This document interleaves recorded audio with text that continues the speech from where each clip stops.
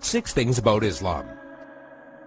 In the words of Swiss journalist and author Dr. Roger de Pasquier, the West, whether Christian or de-Christianized, has never really known Islam. Ever since they watched it appear on the world stage, Christians never ceased to insult and slander it in order to find justification for waging war on it. It has been subjected to grotesque distortions, the traces of which still injure the European mind.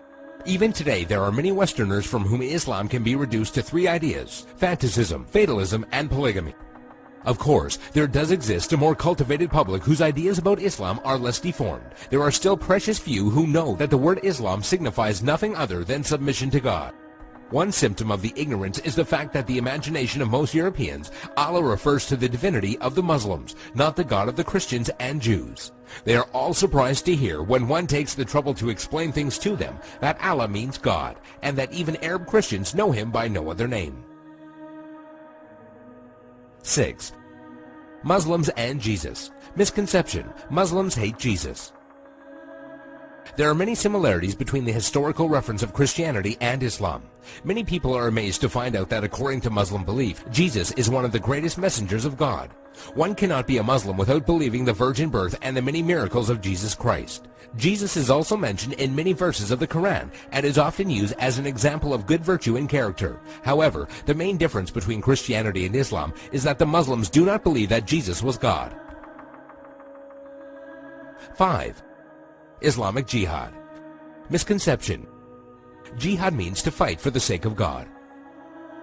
The true Arabic meaning of the word jihad is struggle. However, in Islam, it is often used to describe the striving in the way of God.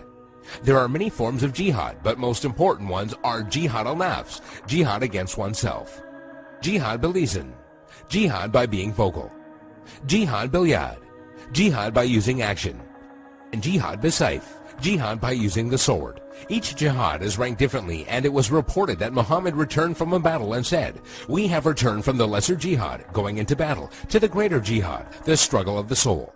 This means that a Muslim struggling against himself and his soul is more important than the jihad of going into war. Another misconception is that only when a person dies in war does that person become a martyr.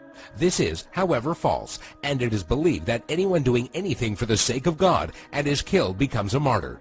A person who dies while performing pilgrimage in Mecca, a woman who dies while giving birth, or even someone who dies in a car crash while he was on his way to the mosque are all considered martyrs. 4. Muslim savages. Misconception: Muslims are savages and barbaric during war. Quite the contrary. When it comes to the conduct of war, there are 8 rules that every Muslim army must obey. 1. Do not commit treachery. 2. Do not deviate from the right path. 3. Do not mutilate dead bodies. 4. Do not kill children. 5. Do not kill women. 6. Do not kill aged men.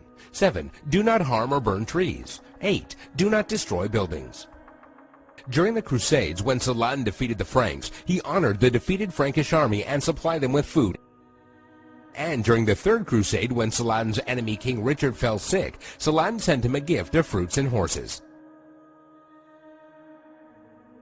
3. Women's rights.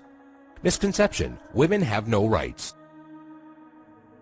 The image of a woman wearing a veil from head to toe, a woman who gets unfair justice, or a woman who is not allowed to drive is an all too familiar notion when it comes to women treatment in Islam. And while there are Muslim countries in the world that do implement many harsh rulings against women, this should not be portrayed as Islamic law.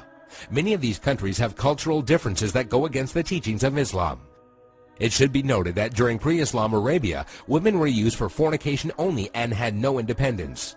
The birth of a daughter in a family was considered humiliating, and the practice of female infanticide was uncontrolled. When Islam came back to being, verses in the Quran condemned the practice of female infanticide. Islam gave back many human rights to the women, and Muhammad was even reported saying that women are the twin halves of men. A Muslim woman is allowed to reject and accept any suitor for marriage and has the right to seek divorce.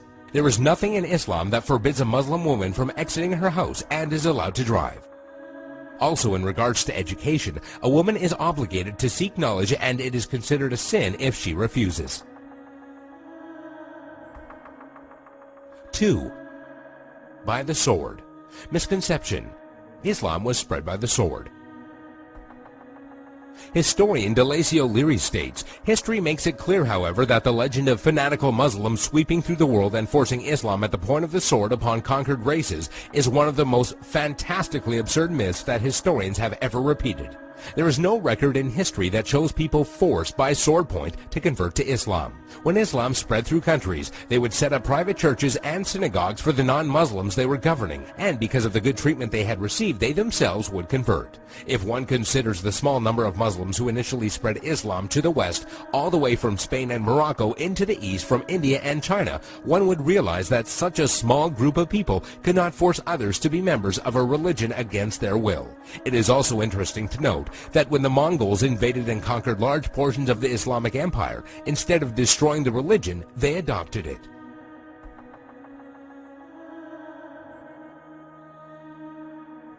One, Islamic terrorism. Misconception: Muslims are terrorists.